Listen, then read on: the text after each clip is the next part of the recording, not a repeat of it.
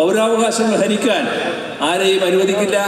അതിൻ്റെ അടിസ്ഥാനമായി നിൽക്കുന്ന ഭരണഘടന തകർക്കാൻ ഏത് കൊലക്കൊമ്പൻ വന്നാലും നാം ജനങ്ങൾ അനുവദിക്കില്ല എന്ന ദൃഢനിശ്ചയമായിരിക്കണം നമ്മുടെ ഭാഗത്ത് ഉണ്ടാകേണ്ടത്. പൗരാവകാശങ്ങൾ സംരക്ഷിക്കാൻ ഏറ്റവും പ്രധാനം സംരക്ഷിക്കപ്പെടേണ്ടത് നമ്മുടെ ഭരണഘടന തന്നെയാണ് എന്ന ബോധ്യം എല്ലാവർക്കും ഉണ്ടാകണം. ഇവിടെ ദേശീയ പ്രസ്ഥാനത്തിൻ്റെയും നമ്മുടെ രാജ്യത്തിൻ്റെ ആകെയുള്ള ഒരുമയുടെയും ഐക്യത്തിൻ്റെയും ഭാഗമായി ഉയർന്നു വന്ന മൂല്യങ്ങൾ, അന്നത്തെ മുദ്രാവാക്യങ്ങൾ, അതെല്ലാം ഭരണഘടനയ്ക്ക് ഊർജമായി മാറിയിട്ടുണ്ട്. ബ്രിട്ടീഷ് സാമ്രാജ്യത്തിനെതിരായി നടന്ന പ്രക്ഷോഭങ്ങൾ വ്യത്യസ്തമായ രാഷ്ട്രീയ സാംസ്കാരിക ധാരകളെ വിളക്കി ചേർത്തുകൊണ്ട് ഉണ്ടായവയാണ്. ഈ വൈവിധ്യമാർന്ന ആശയങ്ങളുടെ പുരോഗമനോന്മുഖമായ മാനങ്ങൾ ഉൾക്കൊണ്ടുകൊണ്ടാണ് നമ്മുടെ ഭരണഘടന രൂപപ്പെടുന്നത്. അതിന് രാഷ്ട്രീയ സമരങ്ങൾ ഉയർത്തിയ ആശയങ്ങൾ ഉൾച്ചേർന്നിട്ടുമുണ്ട്. നവോത്ഥാന പ്രസ്ഥാനങ്ങളും പുരോഗമന പ്രസ്ഥാനങ്ങളും ഉയർത്തിയ മൂല്യങ്ങളും ഉൾച്ചേർന്നിട്ടുണ്ട്. ഇത്തരമൊരു ചരിത്ര പശ്ചാത്തലത്തിൽ നിന്ന് വേണം ഭരണഘടനയെ വായിക്കാനും പഠിക്കാനും.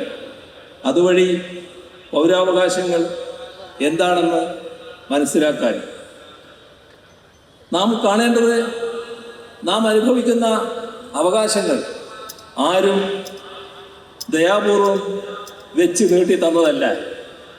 നിരവധി പോരാട്ടങ്ങളിലൂടെ നാം നേടിയെടുത്തതാണ്. ആ ബോധ്യം നമ്മളിൽ എല്ലാവരിലും ഉണ്ടാവണം. അപ്പോഴാണ് പൗരാവകാശങ്ങൾ സംരക്ഷിക്കപ്പെടേണ്ടതിൻ്റെ ആവശ്യകത കൂടുതൽ തെളിമയോടെ ബോധ്യമാവുക.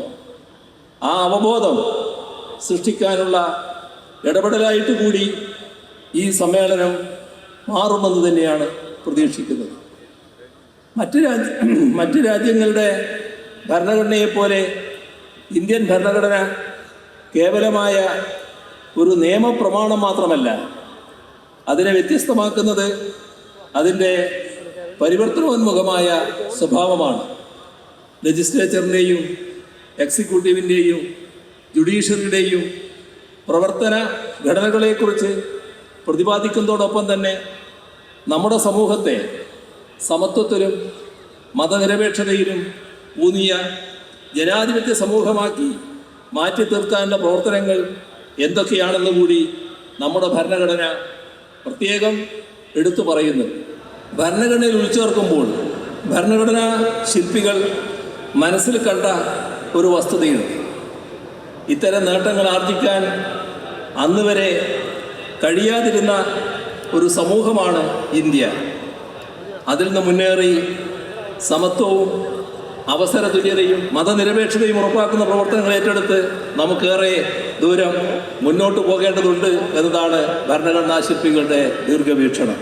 ഇത് കണക്കാക്കി നാം കാര്യങ്ങൾ ഗൗരവത്തോടെ ഉൾക്കൊണ്ട് മുന്നോട്ട് നീങ്ങാനാവണം. പൗരാവകാശങ്ങൾ ഹരിക്കാൻ ആരെയും അനുവദിക്കില്ല.